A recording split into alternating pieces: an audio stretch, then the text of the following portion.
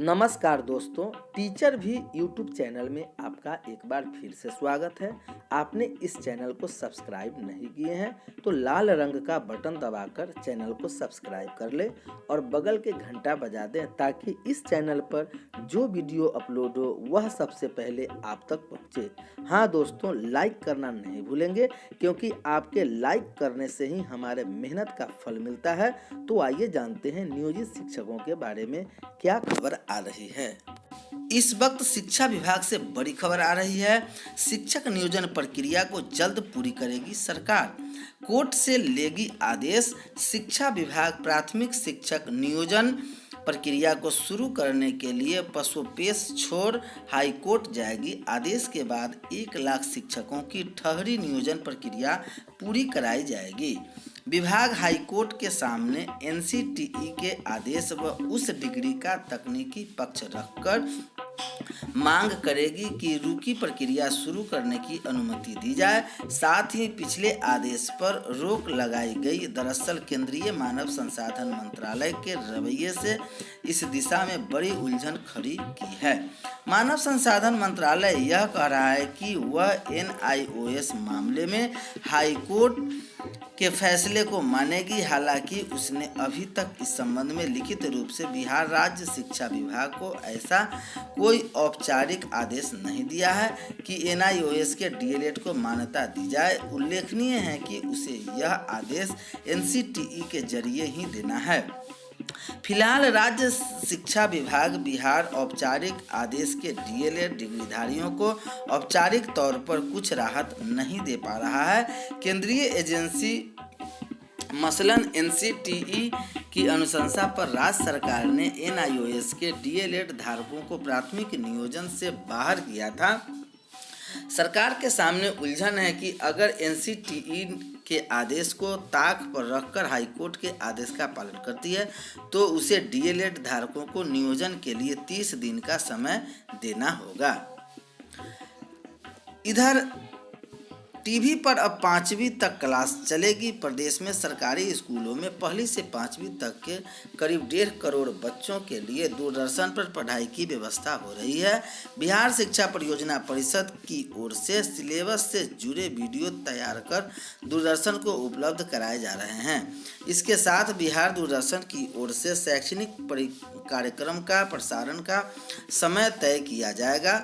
परिषद की ओर से प्रशासन की अवधि सुबह की शिफ्ट में देने का अनुरोध किया गया है। यह जानकारी शिक्षा विभाग के एक आला अधिकारी ने दिया, जिसमें सिलेबस के विशेषज्ञों की मदद ली गई है।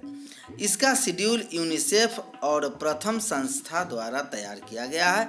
कक्षा में गणित, विज्ञान और अंग्रेजी विषय के कुछ टॉपिक को मज़ेदार तरीके से पढ़ाया और बताया जाएगा। इसमें वीडियो, एनिमेशन आदि से कक्षाएं चलेगी। 25 मई से इसका प्रसारण शुरू होने की संभावना है। इसके लेकर कवायद की जा रही है। डीएलएड शिक्षकों की बहाली में करे शीघ्र संघ। राष्ट्रीय मुक्त विद्यालय शिक्षा संस्थान एनआईओएस का 18 महीने का डीएलएड कोर्स अब शिक्षकों की भर्ती मान्य होगा। इसका भरोसा केंद्रीय मानव संसाधन विकास मंत्री रमेश पोखरियाल निशंक ने शिक्षकों को दिया है। उन्होंने कहा है कि पटना हाई कोर्ट के आदेश का हम सम्मान करते हैं। एनसीटीई को लेकर निर्देश दिए गए हैं कि इस भरोसे के बाद शिक्षकों में नई उम्मीद दिखी।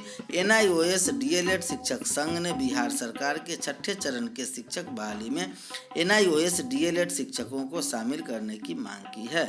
कोर्ट के सभी को योग्य करार दिया है। अब सरकार इस ओर जल्द कदम उठाए और बहाली प्रक्रिया में शिक्षकों को शामिल करे।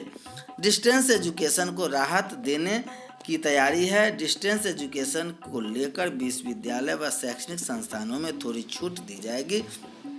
यूजीसी की ओर से इसकी तैयारी चल रही है। मिली जानकारी के अनुसार लॉकडाउन में डिस्टेंसिंग एजुकेशन की ज़रूरतों को देखते हुए यूजीसी इस पर विचार कर रही है और जल्द ही इस संबंध में कोई गाइडलाइन जारी हो सकता है।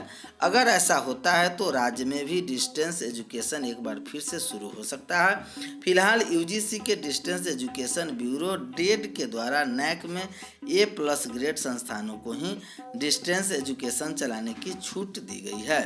अगले सत्र में राज्य में हुई इग्नू की चल रहा है डिस्टेंस एजुकेशन। अगले सत्र जुलाई 2020 से राज्य के छात्रों के लिए सिर्फ इग्नू ही डिस्टेंस एजुकेशन का माध्यम रहेगा, क्योंकि राज्य के किसी भी यूनिवर्सिटी का A+ या A ग्रेड नहीं है। इसमें पटना बीबी को फंसा हुआ है, क्योंकि उसका भी B+B ग्रेड ही है। पीयू में भी डिस्टेंस एजुकेशन पर रोक लगा दी गई है। इसको लेकर पीयू ने डेब में अपील कर रखी है, हालांकि अब तक इससे कोई भी सुनवाई नहीं हुई है। यह यहाँ तक कि कितनी छूट डेब की ओर से दी जाती है, इस पर निर्भर करेगा कि राज्य के विश्वविद्यालयों को डिस्टेंस एजुकेशन चलाने की अनुमति मिलेगी अथवा नहीं। अगर B+ प्राप्त बीबी तक को छूट मिलती है तो राज्य में कम से कम पटना बीबी डिस्टेंस एजुकेशन को शुरू कर पाएगा। अगर छूट मिलती है तो कुछ और बीबी चल पाएंगे। लॉकडाउन में डिस्टेंस एजुकेशन क्यों ज़रूरी? लॉकडाउन में डिस्टेंस एजुकेशन इसलिए अधिक ज़रूरी है क्योंकि सोशल डिस्टेंसिंग के साथ पढ़ाई के लिए यह एक अच्छा माध्यम है। फिलहाल रेगुलर टीचर का यह विकल्प हो सकता है, क्योंकि इसमें एग्जाम छोड़ नामांकन से लेकर चीज़ ऑनलाइन की जा सकती है। बालों दिनों में डिस्टेंस एजुकेशन की डिमांड बढ़ेगी। क्वारंटाइन सेंटर की मॉनिटरिंग को शिक्षक, किसान सलाहकार व पंच का भी ले सहयोग। मुख्यमंत्री नीतीश कुमार ने शनिवार को बताया कि जिस तरह से बड़ी संख्या में प्रवासी कामगार लौट रहे हैं, उसे देखते हुए क्वारंटाइन सेंटर के व्यवस्था को सुदृढ़ किया जाए। क्वारंटाइन सेंटर पर मूलभूत सुविधा को तैयार रखें ताकि यहां पहुंचने वाले लोगों को कठिनाई नहीं हो। इन केंद्रों की मॉनिटरिंग के लिए वहां के शिक्षक, किसान सलाहकार, चौकीदार, पंच व वार्ड सदस्यों का सहयोग लें। कोविड-19 को रोकथाम के चल रहे कार्य एवं AES एवं JE से बचाव को लेकर उच्च स्तरीय समीक्षा बैठक में मुख्यमंत्री ने यह बात कही कि मुख्यमंत्री ने कहा कि शहरी क्षेत्र में स्थित बाजार एवं भीड़ वाली जगहों पर ग्रामीण क्षेत्र के सभी हाट बाजार को सैनिटाइज किया जाने की व्यवस्था की सुनिश्चित करें। इन जगहों पर नियमित साफ सफाई भी की जाए। बाहर से छिपकर पैदल लौट रहे लोगों के बीच उन्हें चर्चा की और यह कहा कि छिपकर चलने से या मालवाहक वाहनों से आने की कोई आवश्यकता नहीं है। अधिकारी यह सुनिश्चित करें कि सड़क, रेल, ट्रक या ट्रेनों के जरिए लोगों को आवाजाही नहीं हो। ऐसे लोगों को स्थानीय थाने व प्रखंड के मदद से उन्हें गंतव्य तक पहुंचाएं और इसके लिए संबंधित अधिकारी को निर्देश भी दिया गया कि मुख्यमंत्री ने कहा कि समान मरीजों के इलाज के लिए स्वास्थ्य सेवाएं और बेहतर की जाए। सभी निजी अस्पताल एवं निजी क्लिनिक व नर्सिंग होम का संचालन सुचारू रूप से हो। स्कूल कॉलेज के होने पर विद्यार्थियों की पढ़ाई बाधित नहीं हो, इसलिए शिक्षा विभाग द्वारा चलाए जा रहे ऑनलाइन क्लासेज की सघन मॉनिटरिंग की जाए। इस संबंध में फीडबैक प्राप्त कर विद्यार्थियों के हित के लिए निर्णय लें। बच्चों की ऑनलाइन शिक्षा पर स्वजन रखें नजर। वेबिनार के माध्यम से शिक्षा विभाग और पुलिस अधिकारी ने बच्चों को ऑनलाइन शिक्षा पर कई सुझाव दिए। सर्व शिक्षा अभियान के संभाग प्रभारी सुजीत कुमार ने कहा कि वेबिनार में अपर पुलिस महानिरीक्षक, अपर अपराध अनुसंधान GS गंगवार, यूनिसेफ के मनोज शर्मा, विनीत कुमार, शिक्षा विभाग के स्टेट कोऑर्डिनेटर किरण कुमार सहित अन्य लोग जुड़े थे। फैसला यह लिया गया कि अभिभावकों से अपने बच्चों पर नजर रखने को कहा गया है। छात्रों दी जाएगी साइबर सुरक्षा की जानकारी। लॉकडाउन में घर में पढ़ाई कर रहे सरकारी स्कूलों के छात्रों को साइबर सुरक्षा की जानकारी दी जाएगी। शिक्षा विभाग ने इस पर शनिवार को वेबिनार का आयोजन किया। इसमें DEO doctor Vimal Kumar Thakur, DPO Mahendra Pandey, Amarendra Pandey, PO Raviranjan और संभाग प्रभारी सुजीत कुमार ने हिस्सा लिया। वेबिनार में आर्थिक अपराध इकाई के ADG जितेंद्र सिंह गंगवार भी शामिल हैं। 8 साल बाद हुई STET रद्द।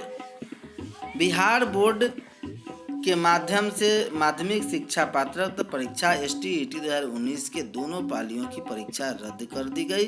बोर्ड की ओर से बनाई गई जांच समिति की अनुशंसा के बाद परीक्षा रद्द की गई है। परीक्षा में गड़बड़ी की आशंका और प्रश्न पत्र स्टैंड के बदले सेंटर की गलती मुख्य वजह से सेंटर पर कार्रवाई के लेकर लिखा गया। बोर्ड ने कहा कि परीक्षा को फिर आयोजित